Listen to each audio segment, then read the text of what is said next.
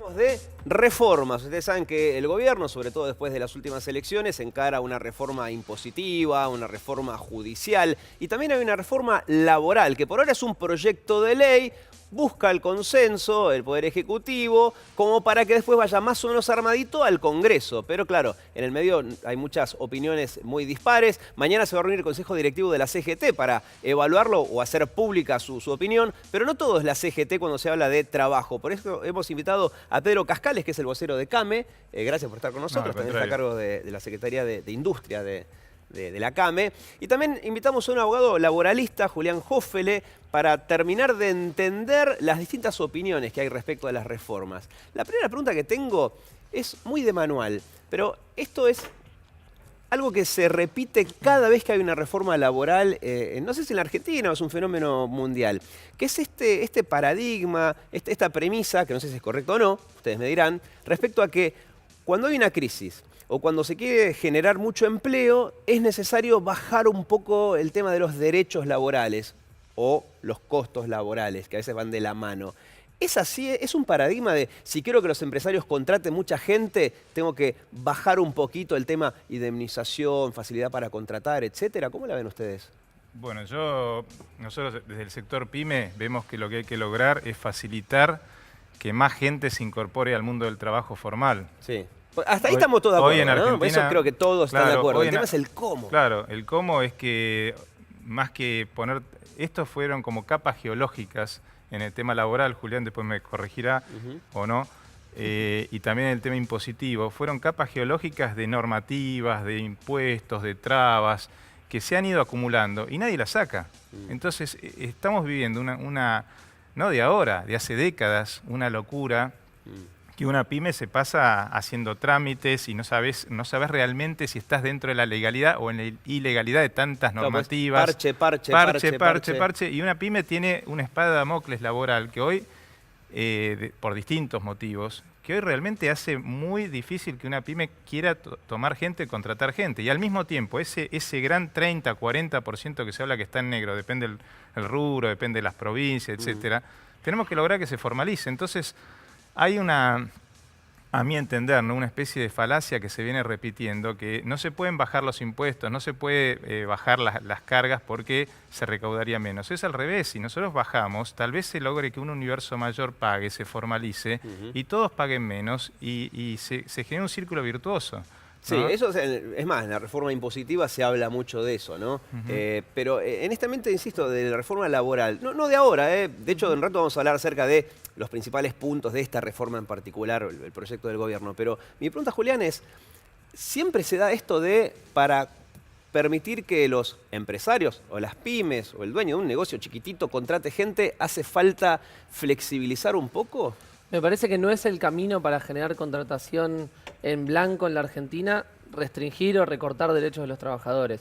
Creo que la experiencia histórica muestra que eso no ocurrió. No ocurrió en los 90, no ocurrió a partir del 76, cuando se dieron las grandes reformas laborales que restringieron derechos en la Argentina. En ninguno de esos casos se avanzó en mayor generación de empleo, sino por el contrario, se precariza el empleo existente y no se genera nuevo empleo. Me parece que la generación de empleo tiene que ver con políticas económicas, no con políticas vinculadas a la legislación laboral y el recorte de derechos laborales. Sí estamos todos de acuerdo, y en esto coincidimos, en que es muy importante que avancemos en la incorporación al mercado formal de toda esa masa de trabajadores que hoy está por fuera. Está en negro, claro. Sí. Y bueno, ahí tiene más que ver la reforma impositiva que la laboral, o van de la mano. ¿Cómo se hace? Las dos van de la mano. Acá, a mí, y en general en CAME lo que vemos, obviamente tenemos una serie de puntos que no estamos de acuerdo y queremos discutir, pero lo que vemos bueno es que es algo sistémico, es decir, no toca un solo tema, sino que es una serie de temas, un conjunto de temas. Y en el tema laboral, por ejemplo, nosotros vemos cosas que, bueno, por ejemplo, la incorporación de nueva tecnología. Sí. A veces hace falta que la gente se incorpore a trabajar con nuevos equipamientos, hace falta digamos, darle un nuevo rol a un empleado, un trabajador. Hoy con la reforma, aparentemente, con lo que se está hablando, eso podría ser. El banco de horas, es decir, por ejemplo, una persona tiene que estudiar, tiene compromisos familiares X, necesita ciertas horas. Ahí está, pero vamos por partes. Sí. Por ejemplo, banco de horas extras, ¿no? Yo le digo horas extras, sería Sí, banco de horas. no que son es uno extras, de los sí, puntos. Claro, sí. sí, se me escapa el Sí, extra porque sí. siempre viene pegado Sí, a horas. claro. Pero a grandes rasgos, en la propuesta del gobierno está la de, si yo hoy me voy 2 horas antes, mañana compenso con 2 horas más, o, visto de otro punto de vista, si hoy me quedo 2 horas más porque me lo pidió el patrón, no me van a pagar esas 2 horas extras, sino que el patrón tiene la posibilidad de mañana largarme 2 horas antes y con eso evita pagar las horas extras. En eso, ¿están de acuerdo a grandes rasgos? Sí, yo lo veo más desde el... Aunque soy empresario pyme, pero Sí. lo veo más desde el punto del trabajador. Sí, ¿no? es que lo bueno de CAM es que están como del Sí, otro lado de la yo lo veo ventanilla, más sí. porque a mí me pasa, que mucha gente me dice, mira, necesito ir al colegio porque mi hijo, lo que sea, no hay problema. Mañana compensás. Mañana compensás o compensás el mes que viene o trabajás de tu casa, no sé. Que el teletrabajo es otro tema que no está bien regulado. Yo tengo Claro. gente que de repente trabaja de la casa. Ahora, el día de mañana, si ellos me quisieran hacer una demanda laboral y tal vez me la ganan. Porque me Claro. dicen, mira, yo trabajé de la casa, ¿viste? ¿Cómo lo pruebo? Es difícil de probar. ¿No? ¿Y eso, Julián, Sí. cómo lo ven desde el lado A de, ver, por ejemplo, los empleados? Porque para- muchos dirán, entonces no me van a pagar horas extras. Digamos, son dos formas de ver lo mismo, ¿no? Exacto. Digo, para aquellos que, no sé, de golpe un trabajador joven que vive con los viejos, que llega bien a fin de mes y que prefiere tener algún arreglo en el que algún día sale antes, no es tan problemático. Ahora, para aquellos que necesitan las horas extras para completar su salario y que les resultan parte fundamental, que el día de mañana, los días que lo necesitan más horas, le digan, hoy te quedas 2 horas más, la semana que viene, si tenemos menos laburo, vos lo compensás, lo que termina haciendo es una baja en su salario directamente. Bien, y avancemos, por ejemplo, indemnizaciones, que también es otro gran tema que se habla de reforma laboral, desde que soy chiquito, es, bueno, ¿qué hacemos con las indemnizaciones? Porque, sí, estereotipando, ¿no? Sí. El dueño de la empresa dice, yo preciso que bajen el tema de las indemnizaciones para bajar el costo laboral, y con eso puedo contratar más gente, porque antes de contratar a Claro. alguien digo, no, pará, si después me va mal, si lo tengo que echar, se lleva media empresa. ¿Cómo ven ustedes el proyecto? Mira, de yo gobierno en ese veo sentido? varios puntos a favor, ¿no? Es decir, uno de los puntos que veo es que hoy lo que se está diciendo es que si uno le da un auto al trabajador, le da un teléfono celular o le da otras facilidades, una medicina prepaga adicional, que son en algunos casos cosas que uno quiere darle porque se las quiere dar, que eso no forme parte de la indemnización. Claro, porque en el No. proyecto lo que quieren es que, por ejemplo, horas extras o aguinaldo o comisiones y todo ese tipo de cosas que aumentan el sueldo a fin de Formen mes. parte de la indemnización. Exacto. Entonces, desde mi punto de vista está bueno porque eso facilitaría que más empresas den más cosas, ¿no? Y no estén restringidos porque eso después puede ser parte de la indemnización. ¿Y ustedes cómo la ven? Digo No, ustedes, bueno. también, Sí, estereotipando, ¿no? No, hablo, cuenta que digamos, muchos abogados representás a laboralistas. muchos empleados.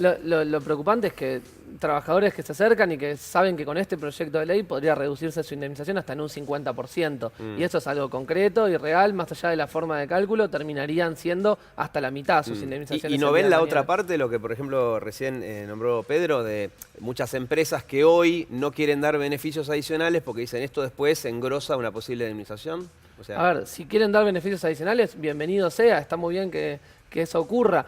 Después estamos hablando de que engrosan el caso de que decían despedirlo. Digo, no hay necesidad de que eso termine derivando en un despido. En la ley de contrato de trabajo y el derecho al trabajo está pensado para que esa relación laboral tenga una continuidad. Digo, si se termina abruptamente sin una causa real, es que tendrían que pagar esa indemnización. Si no, no hay ningún inconveniente. y en el caso de los juicios laborales, también ahí propone el gobierno unas modificaciones. Que es más, ahí precisaría que las termines de explicar. No, las modificaciones, igual, a ver, todo esto, digo, va a pasar por el Congreso. Sí, va a ni hablar. tiene Es que un haber proyecto del Tiene que haber un del consenso, Ejecutivo. digamos, se va a discutir, digamos, acá estamos hablando de cosas como que ya fuera una No, claro, verdad hecha y totalmente, no son, sí, ¿no? sí. Pero digamos, yo te digo, como lo vemos, en el tema de los juicios, forman parte de los juicios, se agregan los punitorios y se agregan toda una serie de sanciones que van parte a los abogados, parte al empleado. Y en este caso entiendo que se contempla que va a ir un fondo que no va a formar parte de lo que recibe ni el abogado ni el empleado. Es decir, va a ir un fondo que está descrito, no recuerdo exactamente, por ahí Julián me lo puede explicar más, pero es decir que desincentiva un poco el tema de agregar, porque por ahí un juicio de 200.000 se convierte en un juicio de 1.000.000, producto de todo este tipo de adicionales, punitorios y demás. Entonces, lo que se trata es de no hacer juicios que terminen, hablo de las pymes, ¿no? No incentivar la mafia de los Que de los juicios laborales, terminan como decía el volcando una presidente. pyme de golpe. Una pyme por ahí tiene, de promedio las pymes tienen 6, 7 trabajadores. Claro. De repente un juicio te hace cerrar la pyme. Claro, una vez cuando piensa en reforma, se habla de empresas, se imagina las grandes empresas, pero La gran claro, cuando es empresa una pyme son 5 empleados. La gran empresa aparte no tiene tanto Y problema. que son los que más trabajo dan, en realidad, las pequeñas empresas, ¿no? Primero que somos el 70% del trabajo. Claro. Y segundo que la gran empresa tiene un departamento legal que primero está todo perfectamente regularizado, Está los como aceitado horarios. el sistema. Y en general, y cuando tiene un juicio terminan arreglando o pagándolo porque tiene una espalda gigantesca. Una pyme lo vuelca directamente. Sí, ¿no? una aclaración Sí, sobre claro. esto, digamos. Más allá de que me parece que es importante tener una política económica que favorezca a las pymes, digamos, vinculado a la restricción de las importaciones, vinculado a que no tengan que pagar tarifas extraordinarias como las que tienen que pagar habitualmente. Me parece que en materia laboral acá lo que estamos hablando es de la indemnización por tener al trabajador registrado en negro. Eso es lo que estamos hablando cuando decimos qué es lo que se le quitaría de la potestad del trabajador y terminaría cobrando un fondo vinculado al Estado. Entonces, si el trabajador está correctamente registrado en su categoría, en su salario, en su fecha de ingreso, esta multa no se aplica en ninguno de los casos. Digo, solo aplica cuando hay una parte en negro y eso se prueba en un juicio. Entonces, cualquier empresa que tenga a sus trabajadores en blanco no tiene que preocuparse de pagar estas indemnizaciones.